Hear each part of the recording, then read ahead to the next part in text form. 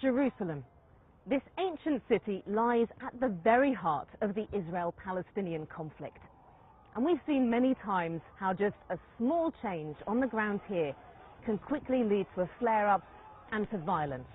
So what happens here really does matter. Jerusalem's got great religious significance, of course. Its old city has some of the holiest sites for Jews, for Muslims, and for Christians. But it's got great political significance too. Most Israelis see Jerusalem as their eternal, undivided capital. Not long after the modern state of Israel was created in 1948, the Israeli parliament was set up in the west of the city. But it wasn't until the 1967 war with neighboring Arab countries that Israel captured East Jerusalem, including the Old City, and it later annexed it in a move that's not recognized internationally. Israeli leaders often vent their frustration that there's not recognition of full Israeli sovereignty over Jerusalem, particularly from international allies. Of course, Palestinians see things starkly differently. They want East Jerusalem as their capital. And that's part of the long-standing international formula for peace here, known as the two-state solution.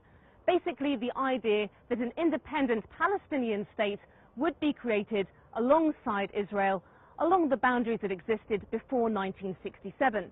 It's written up in UN resolutions. About a third of Jerusalemites are Palestinians. Some of them come from families that have been here for centuries. And there are lots of ongoing tensions, particularly over the expansion of Jewish settlements in the east of the city. They're seen as illegal under international law, but Israel disagrees. For decades, the international community has been saying that any change in the status of Jerusalem can only come about as part of a negotiated peace deal. So for now, all countries with embassies in Israel keep them in or near to Tel Aviv, and they just have consulates in Jerusalem. But President Trump is insisting that he does want to move his embassy to Jerusalem. And he's also said that he's pursuing the ultimate deal of peace between Israel and the Palestinians, although he's not committed to conventional ways of achieving it.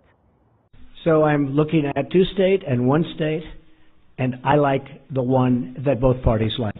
I'm very happy with the one that both parties like. Just more evidence that with this US administration, options that were once seen as off bounds, off limits, are now up for serious consideration.